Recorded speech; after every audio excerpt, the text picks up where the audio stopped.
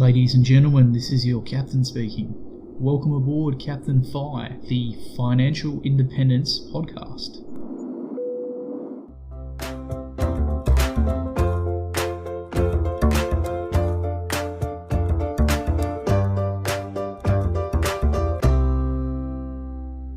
G'day! Welcome to an episode of Captain Fi, the Financial Independence Podcast, where I open the cockpit to some of the best and brightest in personal finance, as well as those who've reached or are on their way to financial independence. Before we get started today, remember anything on the show is provided for general information only and should not be taken as constituting professional advice. You should always do your own research when making any financial decision. On board today is frequent flyer and a bit of a celebrity in the Australian financial independence community, Dave from Strong Money Australia. Dave and his partner are a regular Aussie couple from Perth who just maintained a healthy savings rate and a disciplined regime of property investing over their first 10 years in the workforce. One day, they discovered that if they moved some of the equity from their investment properties into dividend-producing index funds and LICs, that they could completely cover their entire cost of living. A few years ago, this pivot let them reach financial independence and retire early at the insane age of only 28 years old. Dave now writes about his experience with early retirement on his blog Strong Money Australia, as well as co-hosting the very popular Fire and Chill podcast with Pat Seyrak. Dave has been a major influence on my own financial independence journey, and I'm thrilled to invite him onto the show. How you going, Dave? I'm going good, mate. How are you? Not too bad. I will apologise for my voice. I'm a little bit nasally because I've got allergies. I thought it's funny, we're both sitting here with old laptops. I think mine is about 13 years old, talking to you on a pair of earphones that have been chewed by the dog. So what a better way to frame our discussion about frugality and investing. Well, my laptop's a bit fancier than yours, mate. I think it's probably about 7 or 8 years old. Oh, geez, you're a few generations ahead of me, mate. Oh, no. I remember when I got this laptop, it had I had the option to upgrade to a whole gigabyte of RAM, and that was groundbreaking at the time. All right, Dave, first up, mate, tell us a little bit about yourself and your background. So people probably know me from the blog, like you said, Strong Money Australia, and at the moment I'm living in Perth with my partner and our dog, but I'm originally from country Victoria. So I came over here when I was 18. I drove over here with a mate, and then did forklift work and factory work and warehouse work for about 10 years or so, and managed to reach financial independence a couple of years ago, and now just live a pretty cruisy lifestyle, I'd say, and just enjoy our free time and also do some productive stuff on the side like the blog and the podcast and things like that. So you just sound like you're just a normal Aussie guy who got on the path to fire and made it happen. How did you get on the path to financial independence? So there was actually, it was, luckily this happened quite kind of at an early age, but when I was about 19 probably, I started getting kind of fed up with work because we had like a change of boss, and the new boss was just like, he was just terrible to work for, and I started becoming quite frustrated and didn't want to go to work each day, and that kind of prompted me to start looking around and at other people at work, and everyone just kind of seemed to just accept it, like, oh well, this is what you have to put up with. But I kind of struggled with that, and then it made me think a bit deeper in terms of how people, work and live, and they're kind of forced to just do the same thing every week and put up with whatever happens at work, and they're in this kind of treadmill lifestyle until they're in their 50s and 60s, and eventually they get the pension, and it all just seems to be this little mouse wheel that they're on that's just working to pay bills, and it didn't seem like the kind of life that I wanted to have. So I decided, or I guess I realized that I had to do something different, or I'd end up just like the older guys I saw at work. So that kind of prompted me to start looking into, so how do you, I didn't know there was a term financial independence, but how do you kind of build wealth so that you don't have to work forever and you get some choice over how you spend your life? Where did that take you? What did you do next? Basically just started Googling things like how to build wealth, and that kind of spits out a few answers, the common ones being start a business or invest in property or invest in shares. And so I didn't fancy starting a business, and shares seemed a bit like I didn't really understand it. It seemed a bit risky. So I just started reading about property because it seemed like the kind of easiest option, I guess. So I just started reading a bunch of books on like wealth creation and property and stuff like that, and started saving at the same time, and it kind of just went from there. So you mentioned property, and I'll pick up on this because I've read a lot on your blog about how you really use property to your advantage. How did you go getting the first property, and then how were you able to, I guess, piggyback into number 2, 3, and 4, and so forth? So the first property, well, the first couple of properties really was just me saving up a deposit and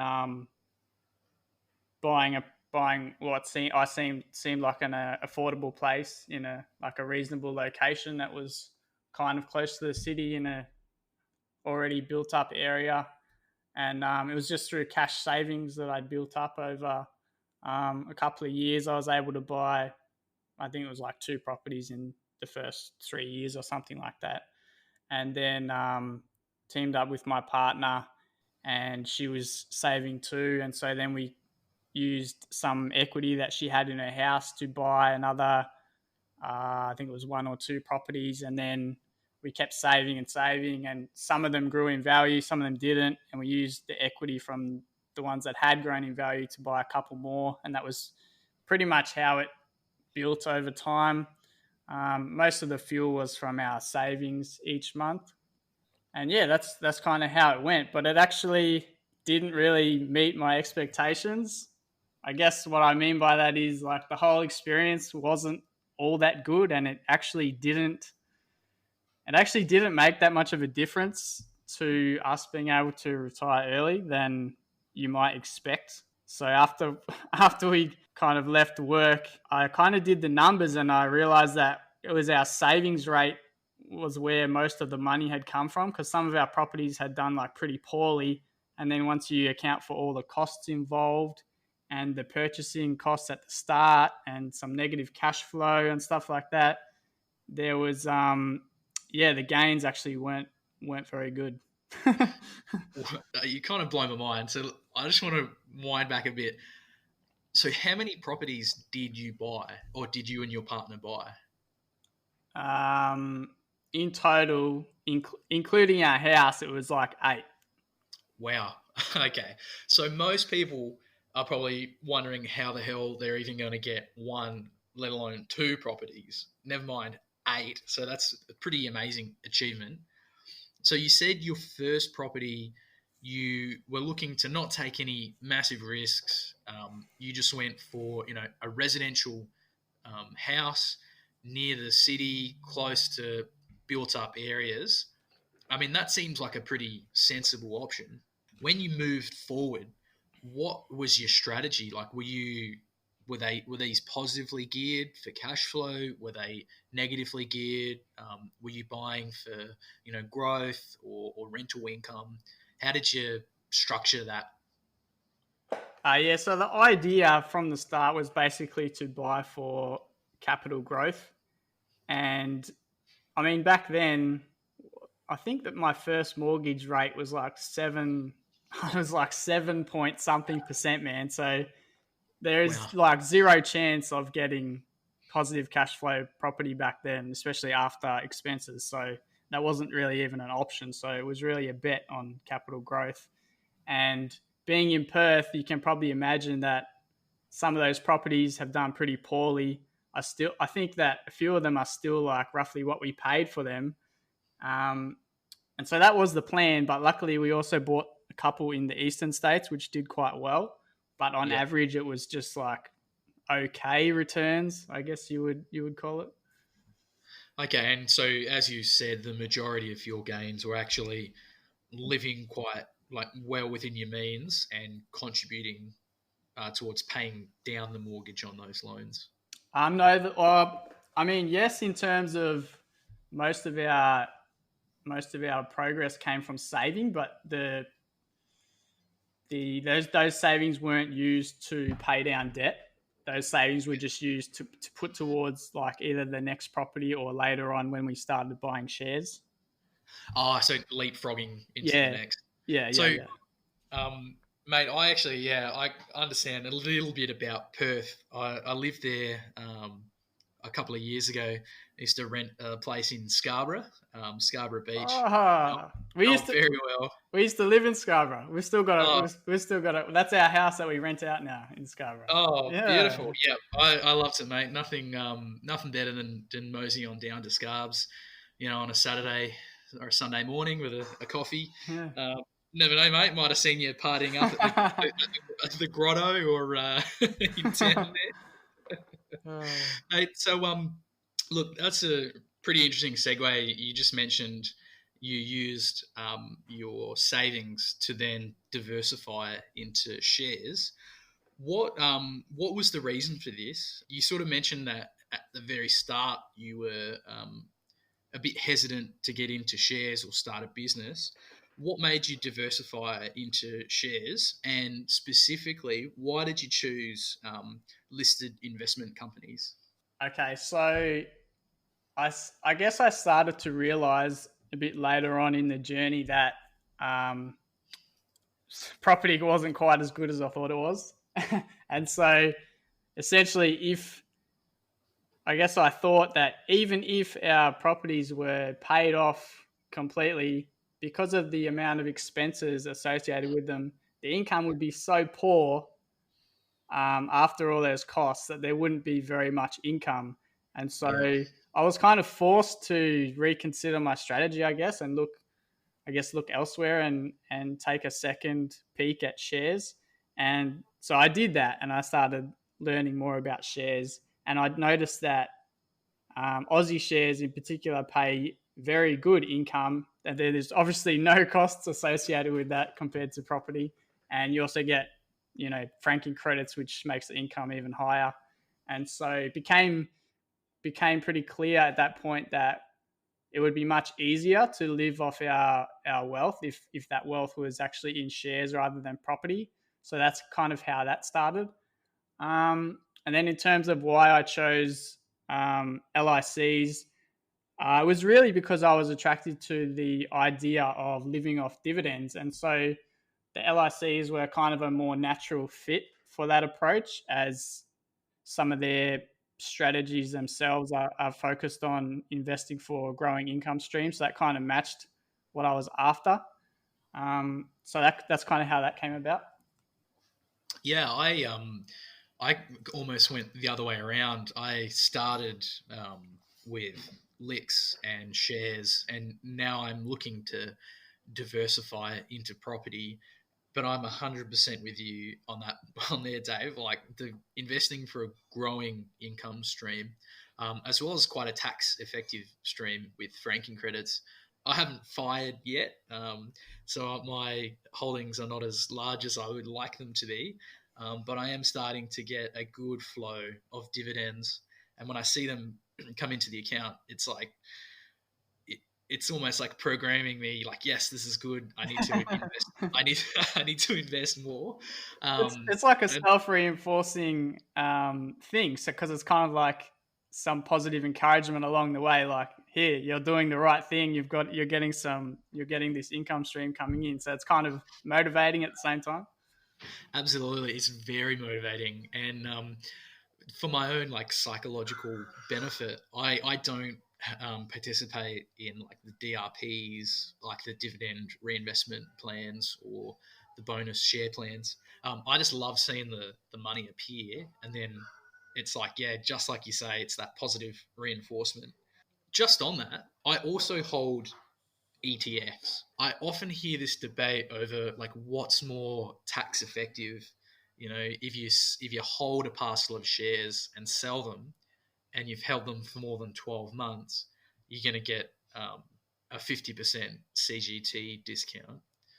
And then a lot of people that prefer LICs will bring up the 100% franked dividends and the growing income stream. Where do you sit on this issue, and which strategy do you prefer? I prefer to use dividends for income just because it's a lot simpler. You don't have to do anything. There's no like rebalancing involved. And so it's psychologically easier to do as well. Because, a lot of people, especially beginners, when they start investing in the markets, the price movements can be pretty unnerving. So I think the dividends can help from that kind of perspective too. But in terms of like what's more tax efficient, there's different ways you can look at it, and it kind of depends whether you're looking at international shares or Aussie shares or whatever, because different countries have different tax regimes, and so it really depends, man. You can look at it in lots of different ways, but I think the bottom line is, instead of like an either or, they're both very tax effective, and especially in retirement, I'm going to do a post on this soon because it comes up all the time. Like, I'm trying to, reduce tax in retirement. How do I go about it? But it turns out that you can earn a very, very healthy amount of income from your share portfolio, whether that's through dividends or whether that's through harvesting kind of capital gains and withdrawing your money that way. You can earn a very good amount of income without paying very much tax at all. So it's kind of an over mentioned topic, I'll say, and it's a worry that isn't really warranted. No, I can definitely relate to that. I probably over analyze and overthink this kind of stuff, but like you said, the most important thing is to just start doing it, start investing. So I'm happy to sit in both camps, camp ETF and camp LIC. Actually use the LIC discount estimator that Pat put up on his blog, The Lifelong Shuffle, quite a bit. That's really handy for me. Of course, my favorite thing about the LICs is that sometimes you can buy them below their net asset value. So I kind of feel like I'm getting a bargain. So that's like a positive psychological motivator for me. All right, so moving on, what got you started blogging? Why did you start writing about your experiences? Why did I start? Well, really, it kind of started before I left work. Not in terms of starting a blog, but I had a friend at work who I was kind of telling all this stuff to, and he's like, "Man, you got to write this stuff down." I was just kind of passing on what I learned. And I was like, "Oh, no." And then he kept kind of saying it to me. I was like, "Oh, okay." He goes, "Yo, you never know when you might use it." I'm like, maybe I will use it someday. So I just started writing down notes in this kind of big notebook, different stuff that I'd learned over time. And then after I had left work, a few months later, I was looking at this notebook and I was flicking through it. I was like, "Oh, maybe I can turn this into a blog." And so I thought, well, I'll just try it and see if I like it. Like, see if I like the process of writing, because I'd never, written anything before. So I wasn't sure if I'd even like it or be able to figure out how to start a blog. So, I ended up starting it and writing stuff down, and people seemed to enjoy it, or they found it helpful. So it kind of grew from there, because I really enjoyed the process of writing. So I kept going. That's awesome, mate. Well, yeah, I'm definitely one of those readers, and I appreciate all the time that goes into your blog posts.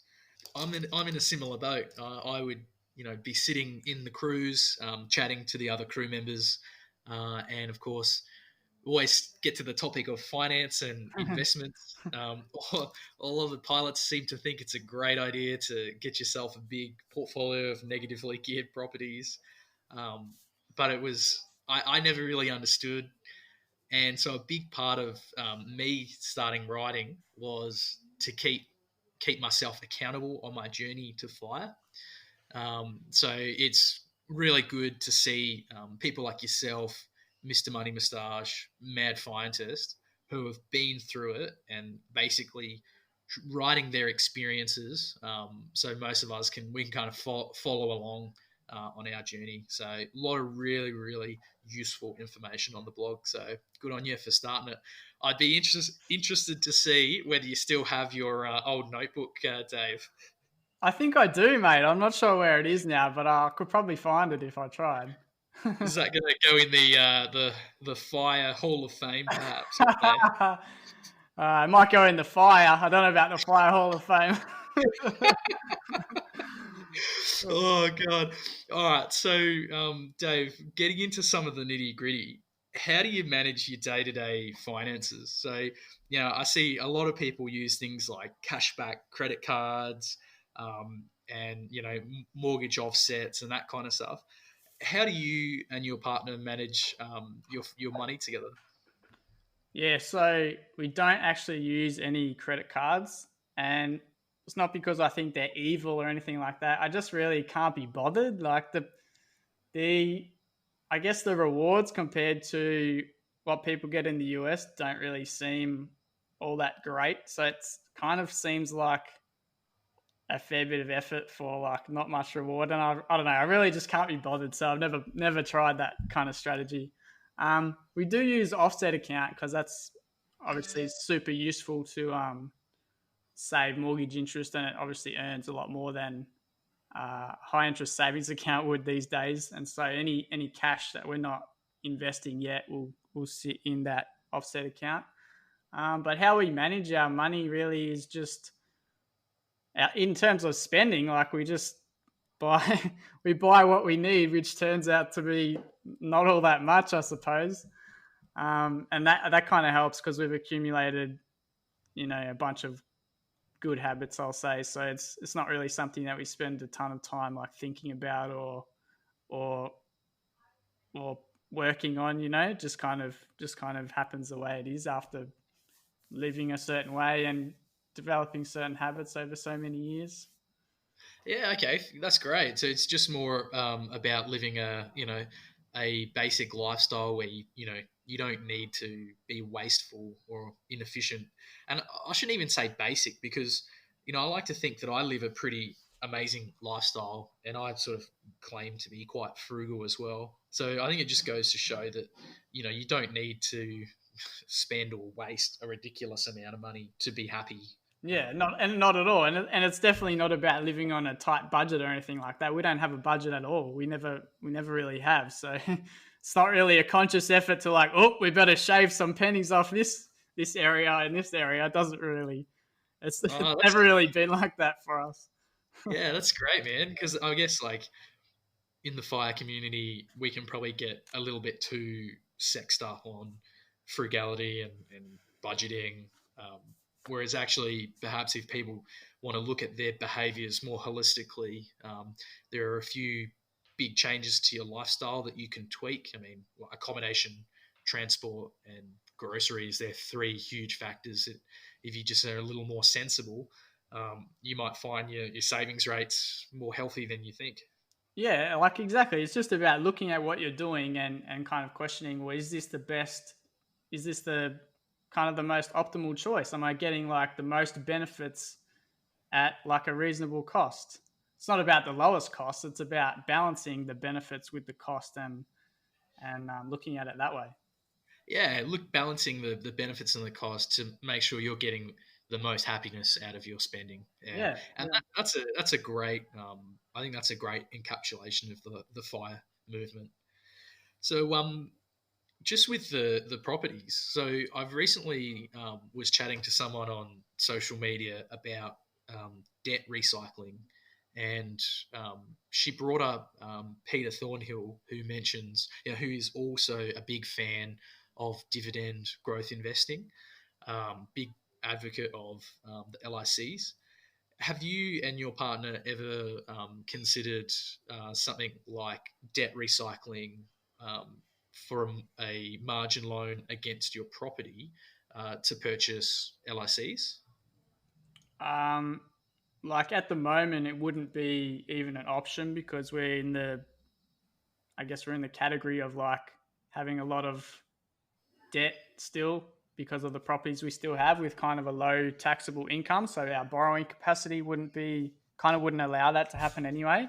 But whether I would do it, I would do it, depending on the situation, how much the interest rate was and things like that. Because at the moment interest rates are so low that it's not hard to imagine that you're going to earn a decent return above that interest rate for investing that borrowed money. Yeah, it can definitely work. It just depends on kind of the person and their situation and how good they are at managing their finances, and if they have a backup plan, if something was to go wrong with their job and they've got a bigger loan than they otherwise might have, or there's a few things to consider, but it's worth a look.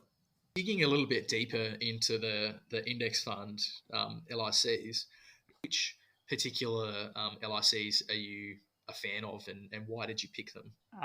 So I invest in both index funds and LICs, and there's no special reason that I've chose the couple of LICs that I did. There's a group of maybe like 5 of them that are pretty similar, and been around quite a while with it, decent track record of paying a reasonable income to shareholders. So I just like funds that are low cost, diversified, that I can hold for a long time, that I don't have to think about too much.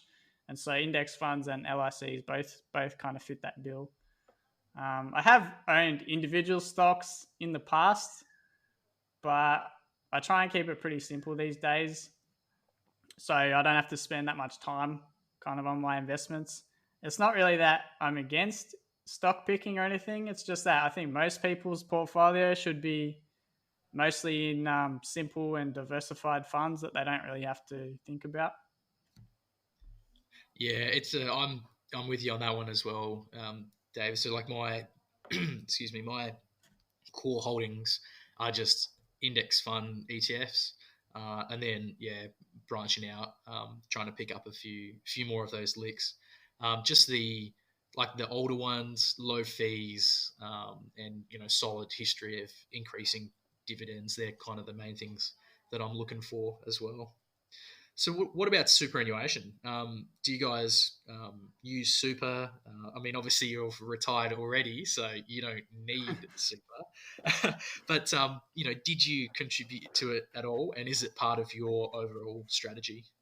In the start, when I first started saving, so when I was super young, I probably put in about $60 extra, and I was like, oh yeah, I'll build up my super as well. Until I realized, like, no, wait a minute, I'm going to need this money when I'm like in my 30s probably. So I definitely don't want it in super if I have a choice. So no, super wasn't really part of our overall goal.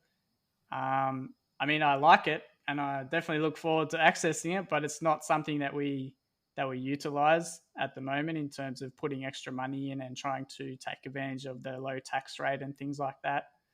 Just because of how young I was planning to retire, I definitely thought that investing outside super made a lot more sense. Yeah, okay. And of course it makes sense because you're retiring early, so you're going to need that money now. So do you have a decent super balance, and are you planning to draw down your portfolio and then supplement it with super when you reach preservation age, or is it just going to be a nice bonus when you get there? We're treating super like a bonus, really. Like, our goal is just to live off our personal portfolio, and then when we can access super, we'll either, I don't know, we might leave it invested, or we might turn that into another income stream too and start taking money from there. But that's kind of a while away yet, so I'm not really thinking too hard about it. Yeah, absolutely. Look, I can relate to that.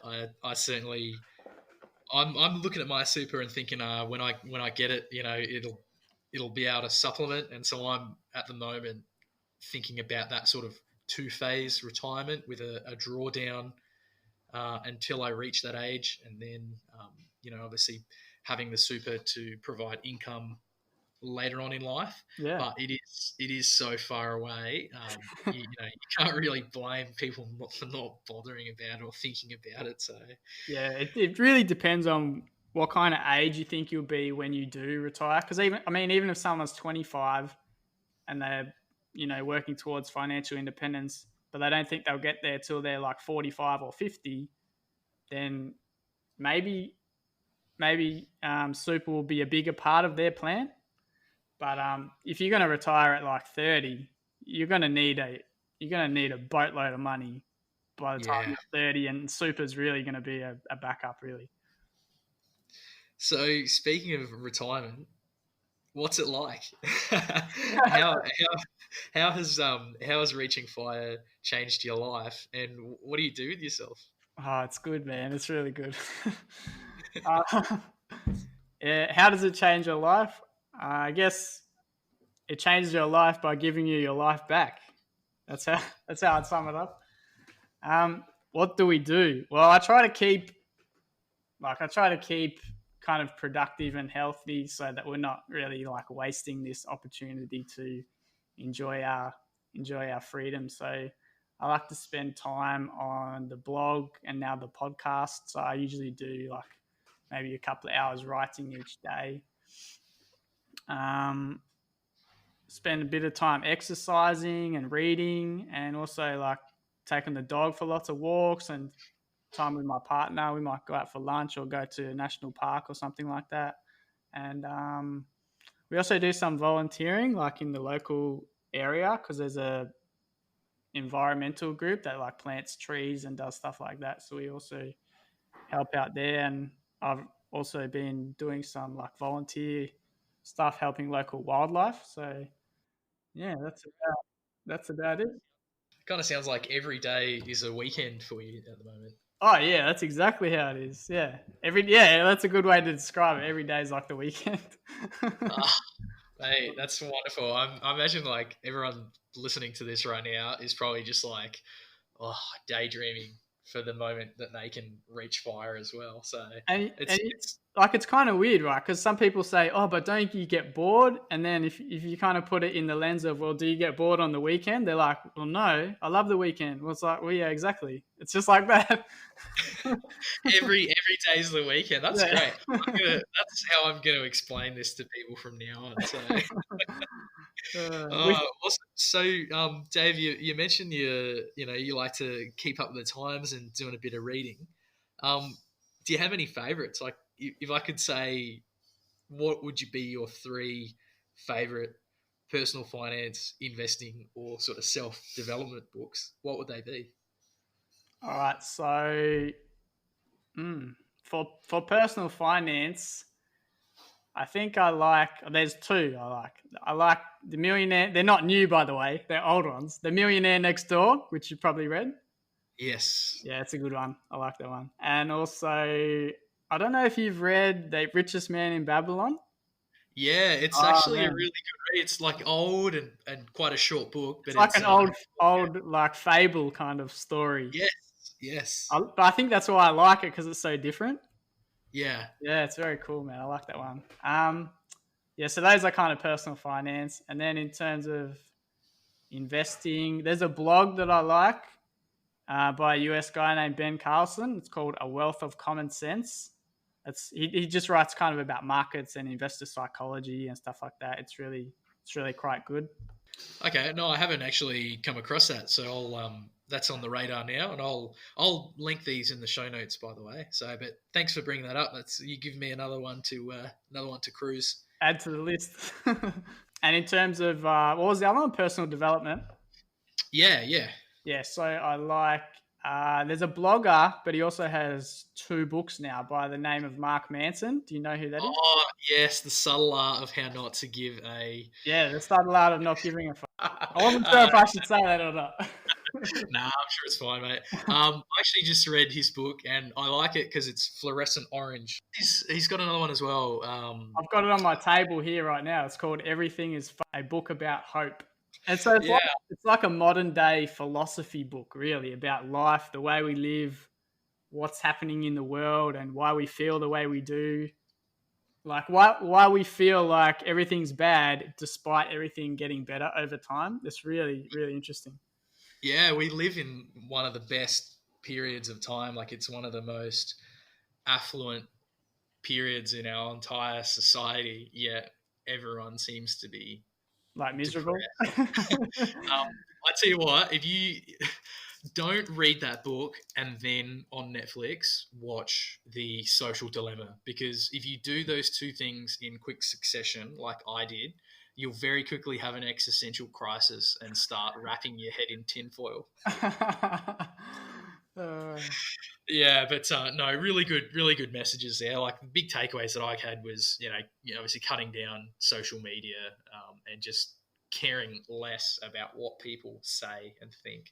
Nah, awesome recommendations, Dave. I reckon people will get a lot out of those.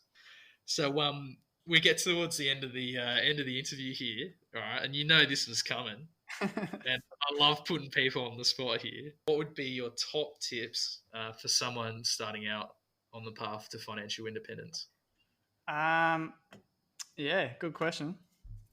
I think I'd probably have to say run your own race. And what I mean, is don't compare. Like, people spend too much time once they get into this financial independence world worrying about, how much are other people spending? Or, okay, that's how much I have to spend too. Or what's their savings rate? And then trying to, competition can sometimes be healthy, but a lot of time it's not. And then, what are other people investing in? I have to copy this person's investments. And really just everyone's different and everyone's situation is quite unique. So you've really got to do the best you can with the life that you have now, and just kind of do what feels right for you, and don't worry too much about what other people are, how other people are kind of approaching it, or So that's one. Yeah. And then another one would be start planning now what you might do when you retire, because sometimes, I don't know if you've heard, but I've heard some stories of people who kind of, they leave work and then they feel like a bit lost and a bit bored, and they think this wasn't a good idea. Or really, that's just because they had absolutely no plan to do anything after leaving work. It was just like, okay, I just get to this end goal and then everything's roses. Well, it's like, no, then you have to create the best life you can from the opportunity you have. So they forget about that bit. So it's important to kind of plan what you might do later. So you can do that by just writing a list of all the things that you might like to do or might like to look into or research or try, once you do have the time to do it and time to devote to those things. And then you've got a bunch of options and a bunch of ideas kind of set out in front of you when the time comes. So you're not going to be at this end goal and then oh no, what do I do now? This was a bad idea. So you could, a great way to start might be just listing what you currently do on your weekend. Yeah. It's funny. At the moment, I tend to work extra jobs, and I'm right into this side hustle culture. So my weekends are often spent doing either overtime or working on the blog or stuff like that. So shit, maybe I need to start thinking a bit more about what I'm going to do in early retirement. Yeah, I think you need to start a list, man. I will. I'm going to start a list. That's that's probably one of the biggest things to come out of this interview. So yeah, even it might just be to spend more time on your health, or spend more time with your, I don't know, your girlfriend or your kids or whatever. Or yeah, well, it's interesting you say that, because one of my motivations for being on this path to financial independence is actually about starting a family. I think I read something that the Aussie Firebug had written about his friends who started having kids. They ended up having to sacrifice things in their lives as a result of being a parent. So whether that was, okay, we're no longer going to go to footy training anymore, or we can't go out anymore. One by one, you sort of pare back your hobbies. Mm. And so when he wrote about financial independence to enable having a family, that really struck a chord with me. So I think, right number one on the top of my list is being a dad. So Like, it's a big project in itself. So you want to be able to devote. I mean, that's what it's all about. It's all about devoting time to the things that you think are worthwhile in your life. that's the whole point of FIRE, isn't it? It's not about counting cents or Nescafe blend 43 instead of Starbucks coffee. It's just about doing what makes you happy and allocating your funds accordingly. Yeah. It's awesome, mate. Hey, it's been great having a chat to you, Dave. Before we wrap up, is there anything we haven't talked about today that you'd like to bring up? Kind of just on that last point, like people focusing on waiting till they're financially independent to start enjoying life or whatever. But I think more people than they realize are well suited to kind of semi-retirement. And so rather than work for, say, 15 years and save and invest, a lot of people are, and then retiring, like a lot of people that I talk to are planning to work part-time after they reach FI anyway. So even though if they do that when they're fully FI, they're going to have a much bigger cushion. They could easily retire with maybe half as much in, I don't know, maybe half the amount of time, get their freedom back and get that ideal lifestyle that they're eventually going to have anyway, kind of achieve that much sooner. And then if they also, when that happens, if they also have a small savings rate at the time, eventually they will reach complete financial independence where even that part-time work's completely optional. But I just see too many people think it has to be all or nothing, but really I think there's a happy middle ground because a lot of people are planning to do some sort of part-time work after retiring anyway. So I think there's an opportunity there for a lot more freedom, a lot quicker than they realize. There's a TED talk thinking about FIRE in terms of mini retirements. So, yeah, like instead of working towards having a 40 grand income stream, why not try a 20 grand income stream and then just make up that 20 grand elsewhere?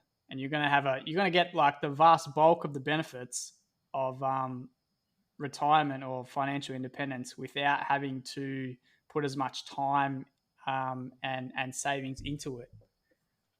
Now, this is actually, we're starting to encroach on a really interesting topic that I'm really new to, and that's the business income and starting a business. And I've been experimenting with various other sort of side hustles, things like matched betting and surveys and stuff that, I don't know, has been a great little earner, but I just don't think it's worth your time in the long run. Yeah. But I have been experimenting with a few different websites, and it's really interesting that you bring that up because that's something that I'm over the next few months going to be talking a little bit more and more about is creating digital businesses. There was a really good episode of the Aussie Firebug where he interviewed a bloke from Games Like Finder and talked a little bit about how you can create websites and how that would work with semi-retirement.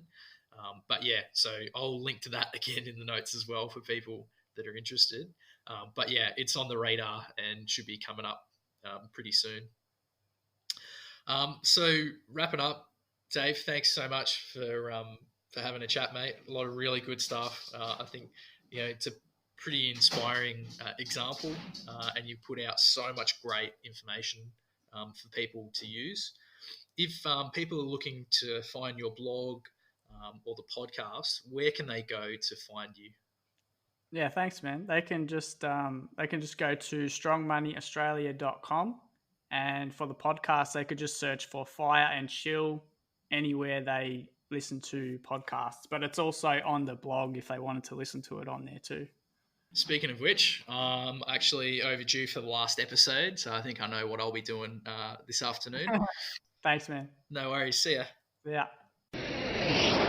Thanks for listening to another episode of the Captain Fi Financial Independence Podcast.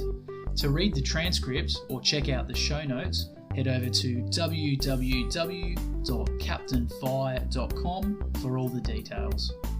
If you have a question for the captain, make sure to get in touch. You might even make it on the airwaves. You can reach me online through the Captain Fi contact form or get in touch through the socials. I'm active on Facebook and Instagram, as well as a number of online finance and investing forums. And finally, remember, the information presented on the show and the links provided are for general information purposes only. They should not be taken as constituting professional financial advice. You should always do your own research when making any financial decisions and make sure it's appropriate for your personal circumstance.